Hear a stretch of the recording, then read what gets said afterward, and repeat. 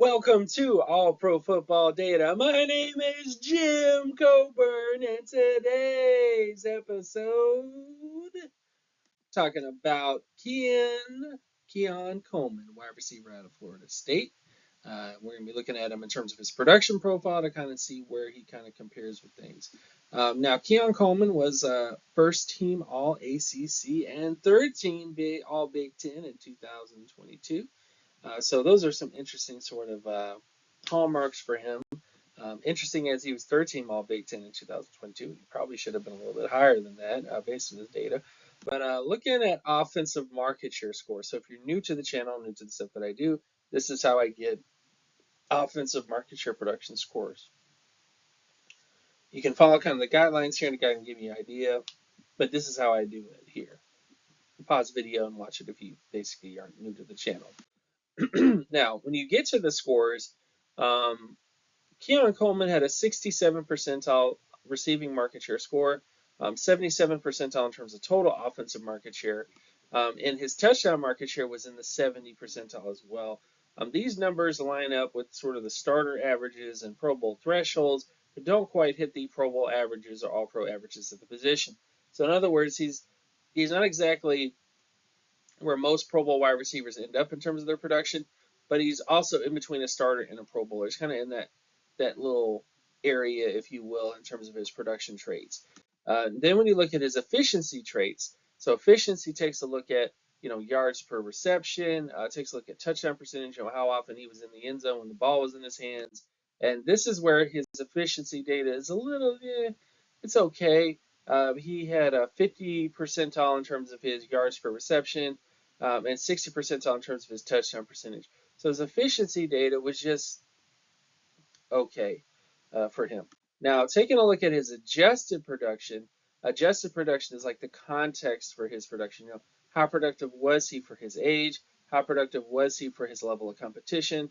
And of course, how productive was he for his strength the strength of team? How good of a team was he on? And when you look at this particular production traits for him, he does better. This kind of saves him a little bit. He has a 98 percentile age score. His MSA rating was in the 85 percentile, and his pass rating was in the 83 percentile. This, of course, is out of 3,710 wide receivers since the 1969 NFL draft class, which kind of gives you the context for the numbers I'm presenting to you. And when you look at the players who tested similar to him, you got guys like Josh Reynolds, Christian Kirk, Cody White, Dwayne Bowe, Michael Irving, Brian Edwards, Michael Thomas, Roger Lewis, Ryan Swope, Laquan Treadwell, Robert Herron. A lot of different wide receivers to kind of look at here in terms of guys who tested similar to him. But it kind of shows you where he ended up. He ended up in this weird space where it's kind of like starter, pseudo Pro Bowlers. Some of them were elite, like Michael Irvin, for example, was considered a multiple All-Pro wide receiver in his era. But you can kind of see this is the types of wide receivers he kind of tested similar to. Overall outlook for Coleman. I think Coleman profiles as a backup to outlier Pro Bowler long term. He's a tweener data-wise. So to borrow a term from football, he's a tweener because he's not quite a consistent starter, nor is he a consistent backup either in terms of his data set. So he's not quite a bum data-wise, but he's not quite elite either. He's in that in-between area where athleticism testing will play a big role in whether he's closer to a starter than to a backup.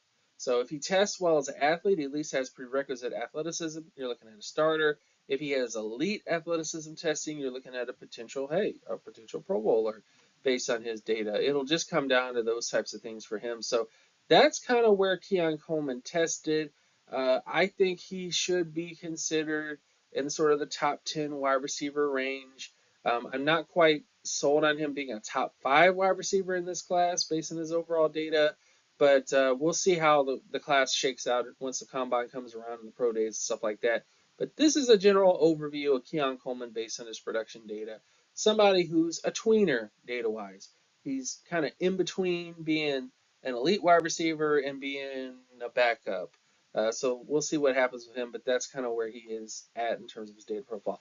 So thank you guys so much for watching. My name is Jim Coburn. You can follow my other work at Geometrics on Twitter. You can also check out my Patreon page, patreon.com/jcoburn. And I'll see you guys in the next one. Peace.